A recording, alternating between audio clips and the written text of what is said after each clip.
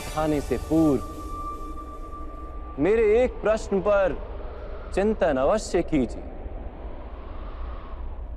यदि मैं आपसे कहूं जो अश्वत्थामा मरा है वो वास्तव में आपका पुत्र नहीं, एक हाथी है, तो क्या आपका जीवन आपको पुनः मधुर प्रतीत होने लगेगा? क्या आपका हृदय फिर से करुणा से भर जाएगा? यथार्थ कह रहे हैं वासुदेव। वास्तव में मेरे पुत्र की मृत्यु नहीं हुई।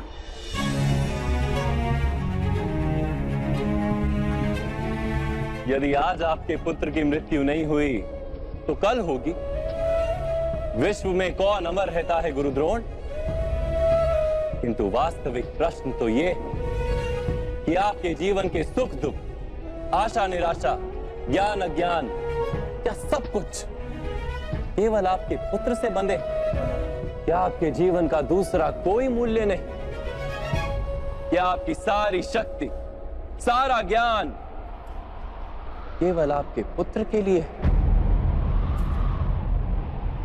खुश, मेरे कारण वो संसार में आया। उसने मुझे सुख, सम्मान और स्नेह दिया। मेरे लिए जीवन में उससे अधिक महत्व का कोई नहीं। क्या प्रत्येक पिता अपने पुत्र से अधिक प्रेम नहीं करता? तो विचार कीजिए गुरुद्रोण, जिस पुत्र के प्रति आपको इतना अधिक प्रेम, उसे वास्तव में आपने क्या दिया? संपत्ति दी, सुख दिए, राज्य दिया, संस्कार दिए, विद्या दी, धर्म का ज्ञान दिया गुरुदेव। क्या आप उसे कुछ भी ऐसा दे पाए जिससे उसे आपके रक्षा की आवश्यकता ही ना हो?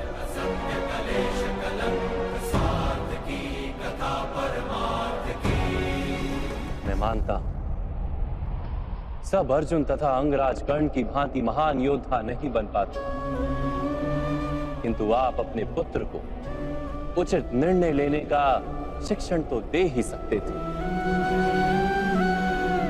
यदि आपने ऐसा किया होता तो आज आपका पुत्र धर्म का शत्रु नहीं होता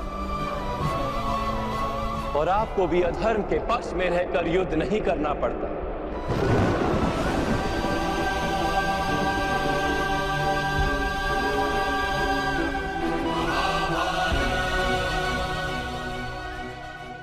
मैं मानता हूं सब अर्जुन तथा अंगराज कर्ण की भांति महान योद्धा नहीं बन पाते, किंतु आप अपने पुत्र को उचित निर्णय लेने का शिक्षण तो दे ही सकते थे। यदि आपने ऐसा किया होता तो आज आपका पुत्र धर्म का शत्रु नहीं होता और आपको भी अधर्म के पक्ष में रहकर युद्ध नहीं करना पड़ता। मैं अपने पुत्र अश्वत्थामा को सारे सुख देने की इच्छा रखता था वासुदेव। मेरे पुत्र अश्वत्थामा के प्रति मेरे मन में प्रेम के कारण। प्रेम तो उन्नति देता है, उचित अनुचित का ज्ञान देता है गुरुदेव।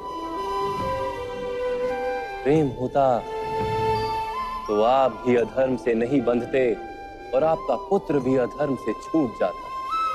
वास्तव में ये प्रेम नहीं, आपके मन का मोह। प्रेम और मोह के बीच क्या भेद होता है, क्या आपने कभी विचार किया है?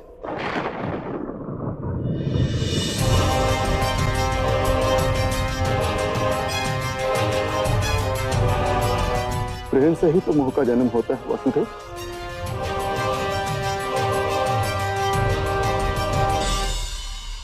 नहीं,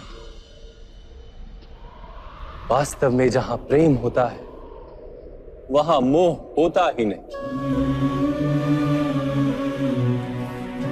प्रेम का जन्म करुणा से होता है और मोह का जन्म अहंकार से।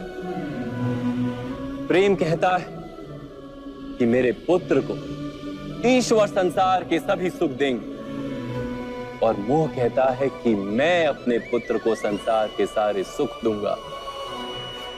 प्रेम कहता है कि मुझे अपने पुत्र पर गर्व, और मोह कहता है कि मेरे पुत्र को मुझ पर गर्व।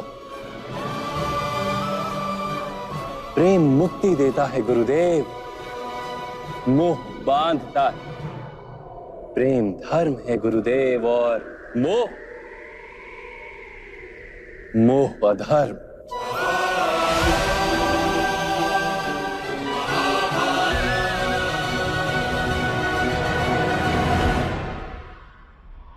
आपने अपने पुत्र को आटे का घोल पीते देख अपनी साधना भंग कर दी थी। उसके स्थान पर अपने पुत्र को आटे के घोल से संतोष मानने की शिक्षा दी होती।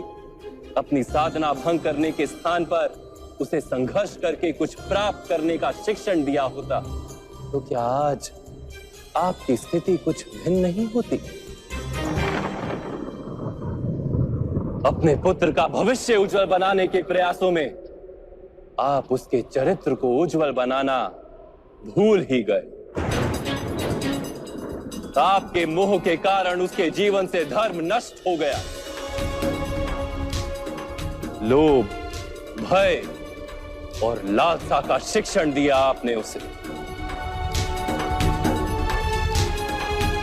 और स्वयं भी उसी मोह के कारण वास्तव में आप गुरु तो कभी बन ही नहीं पाए, केवल शिक्षक बनकर रह गए आप।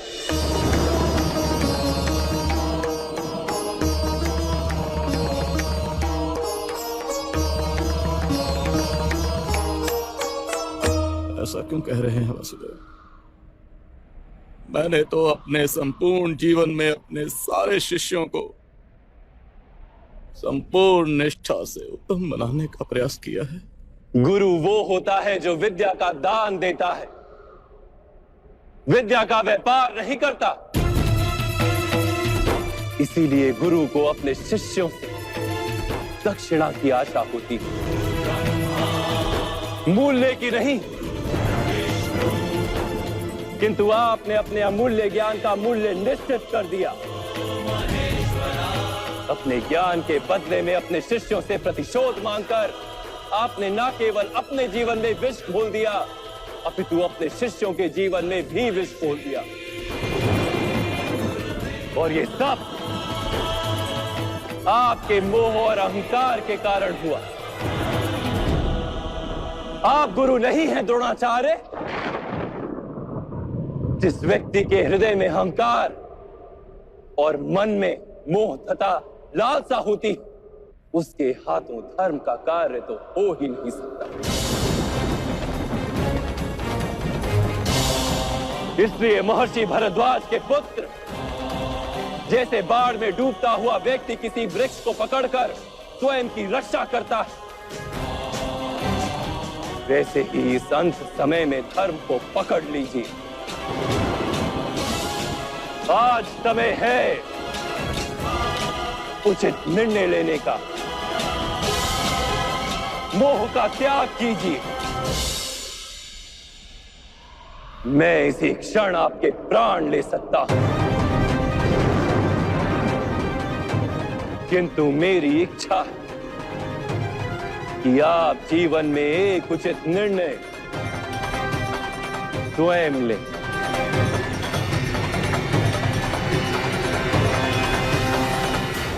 यथार्थ कह रहे हैं आप। मेरा ही दोष था कि मेरे पुत्र अश्वत्थामा को दंड प्राप्त हुआ।